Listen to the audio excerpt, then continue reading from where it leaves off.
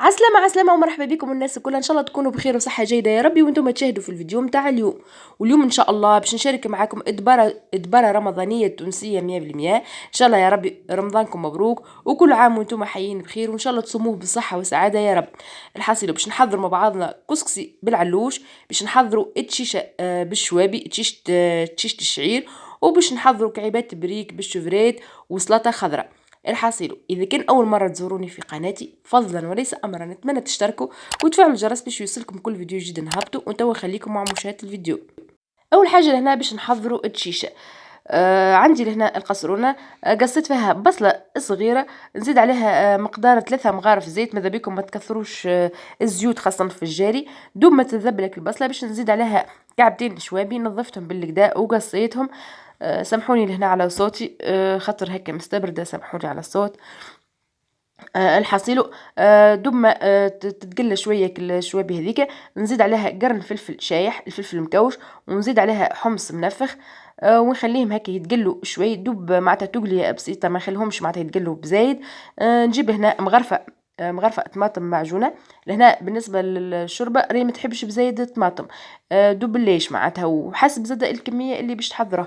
نخلي الطماطم هذيك تتقلى شوي باش تنحى منها اكل قروسيه والحموضه نتاعها، ونبردها بشوي ما باش ما تحرقش. ولهنا باش نضيف بقيه الفحات، ماذا بيك معناتها الفحات ما تقلوهمش. كما شفتوا لهنا ضفت ربع مغرفه كركم، ربع مغرفه فلفل مرحي ماهوش حار، فلفل متاعي، وربع مغرفه متاع ملح. هذه معناتها الفحات الاوليه. بالنسبه للثوم والفلفل الاكحل والكمون راني ديما نضيفهم في الاخر.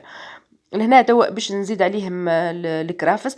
عندي لهنا ساشي نتاع كرافس جبتها من الكونجيلاتور، سبق لي شاركت معاكم معناتها كيفاش نخزنوا الكرافس ديريكت كيما شفتوا، نجبد ونطيب به، يعني حوايج كانت سهله وبسيطه. لهنا نحل لك الكرافس كيما شفتوه مازال اخضر، معناتها تحسوه معناتها بالرغم مكنجل وكل، اما هو معناتها مازال اخضر وشد روحه. لهنا دوب ما تقلت الفحات شوي، تو هنا باش نصب الماء. لهنا بالنسبه للتشيشه باش نعملها معناتها كميه صغيره. بالنسبه للكميه نتاع الماء عملت مقدار نتاع ايتر. ولهنا عندي التشيشه نتاع الشعير، مانيش باش نضيفها في الاول، دوب ما يغلي الماء نضيف. لهنا باش نعطيكم اسطيس صغيره كما شفتوا، عندي لهنا كعبات تاع الشلبه. لهنا الشلبه نهرسها ونضيفها على التشيشه هذيك. كما تعرفوا الشلبة خاصة مع الجاري راهي تفوحوا على الاخر، وزاد بحكم التشيشة باش نعملها معناتها بالشوابي راهي تزيدها بن على بن، جربوها وتفكروني. نخلي التشيشة تطيب على جنب ونتعدى تو لهنا باش نحضروا الكسكسي نتاعنا. عندي لهنا المقفول اللي باش نحضر فيه الكسكسي، صبيت فيه شويه زيت. كالعاده ديما نقلوا الفلفل لهنا نقلوه باش نزينوا به يعني البلاتو نتاعنا في الاخر، وباش يسيب النكهه نتاعو هكا ويسيبك الجو نتاعو في الكسكسي ويجيكم بنين على الاخر.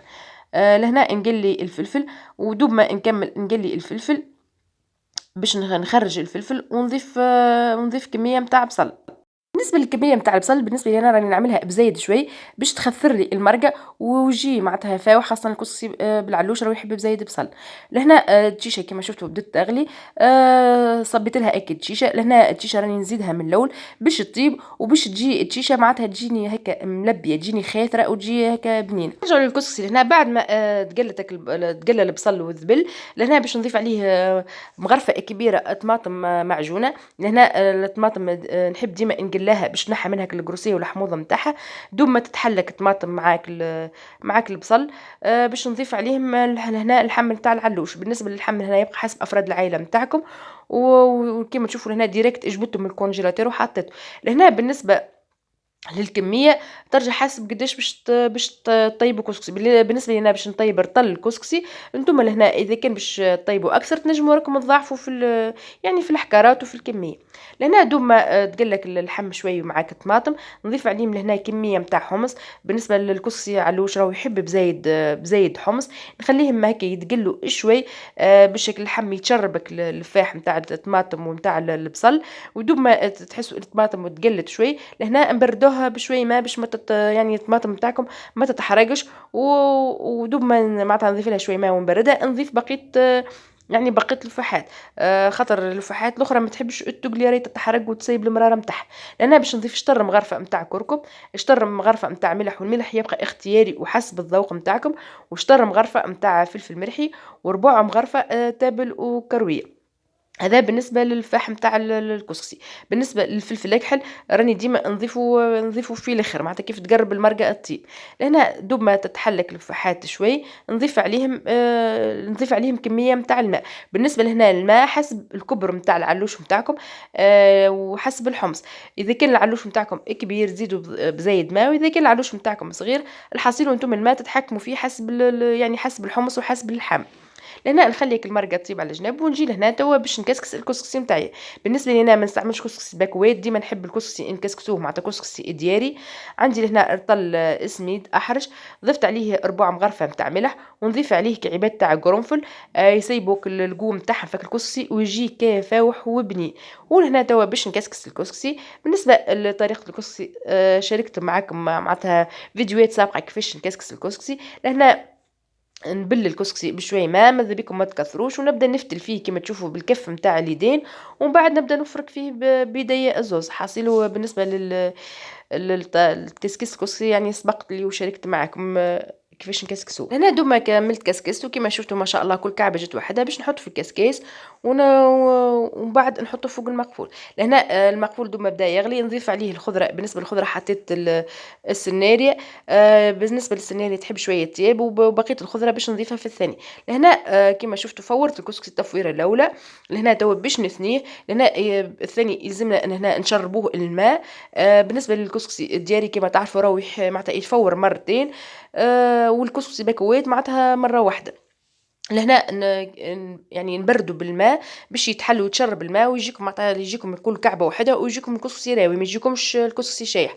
وبعد ما نكمل نبردوا ونثنيه نعاود نعبيه في الكسكاس ونرجعوا يفور يعني التفويره الثاني.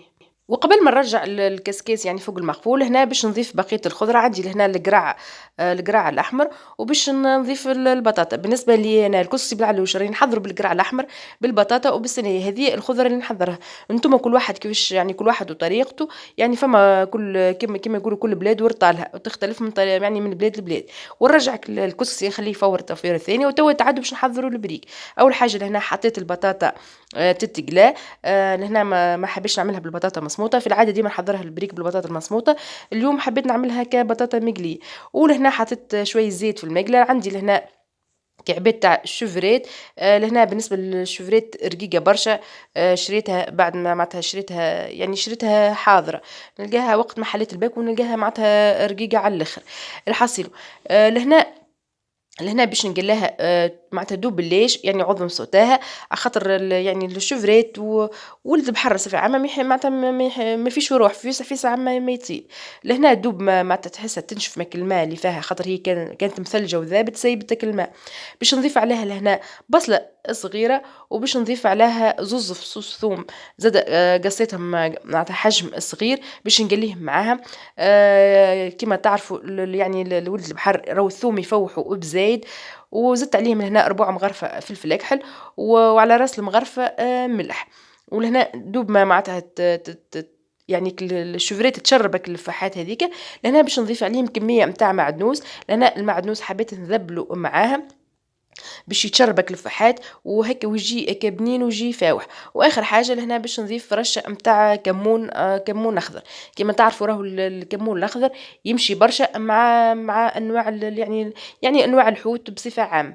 الحاصل لهنا توا باش نقص عليهم الغاز ونخليهم يبردوا. وفرغتهم لهنا كما تشوفوا في صحفه. وباش نضيف بقيه المكونات. لهنا اكل بطاطا بعد ما قليتها. بالنسبه لهنا للبريك بالشوفريت خاصه مع البطاطا المقليه راهي تجي هكا بنينه وتجي فيها نكهه ما نحكي لكمش. جربوها وتفكروني. عندي لهنا عندي فورماج رابي. لهنا اخترت لاندور. انتم اي فورماج متوفر عندكم تنجموا تضيفوه. ونخلطك المكونات كلها يعني كل مكون نزيد ماذا بيا ندخلهم كلها مع بعضهم. وعندي لهنا كعبات كبار باش نضيفهم. يزيدوا البريك. كما تعرفوا البريك بالكبار راهي بنة أخرى. واخر حاجه باش نضيفها اللي هي العظام. بالنسبه للعظام باش نفقسهم بالعظمه. ماذا بيكم ديما تفقسوا العظمه على جنب، لا قدر الله تطلع عظمه فازه تفسد لكم معناتها الحشو الكل. ولهنا كملت ضفت العظام وخلطهم. بالنسبة لي أنا استحقيت 5 عظمات. أنتم تنجموا معناتها حسب الكمية تضيفوا معناتها تضاعفوا الكمية أو تنقصوا. وبالنسبة لي أنا الخلوط هذا متاع البريك نحبه معناتها هكا جاري شوية، ما نحبوش اللي يكون معناتها شايح. ونجيب لهنا كعبة البريك. بالنسبة لهنا البريك باش نخدمها اليوم مثلثات.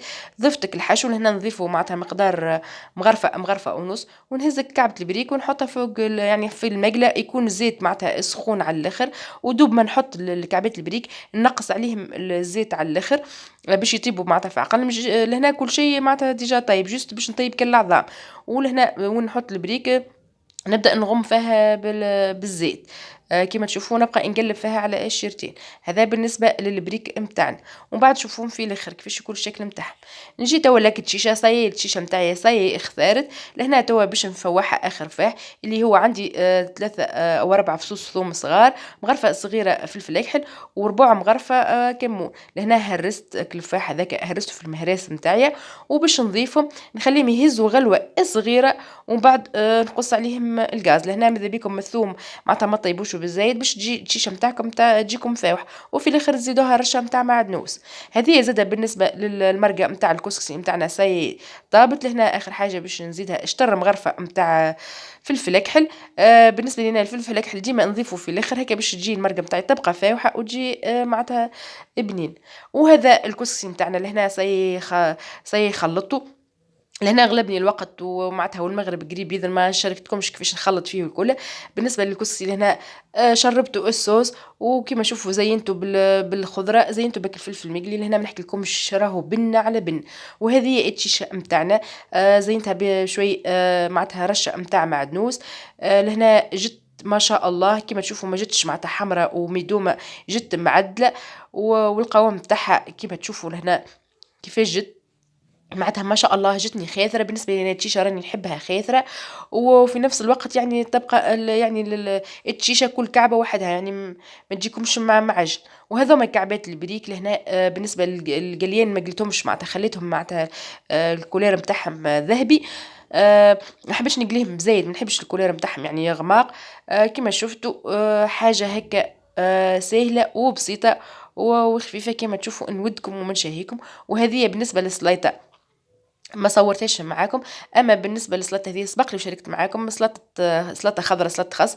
عملت فيها خس بسباس وفجل وشوي خيار وزينتها بكعبات زيتون. وكانت هذه إدبارة متاعنا اليوم. إن شاء الله يا ربي تعجبكم، إن شاء الله تنال رضاكم، إن شاء الله تستفادوا منها. ونتمنى تبرتجوها مع أحبابكم وأصحابكم لكي تعم الإفادة الجميع. وتوا نوصل بكم لنهاية الفيديو. ما بقى لي كان نقولكم إلى اللقاء في إدبارة قادمة إن شاء الله وشاهية طيبة للجميع.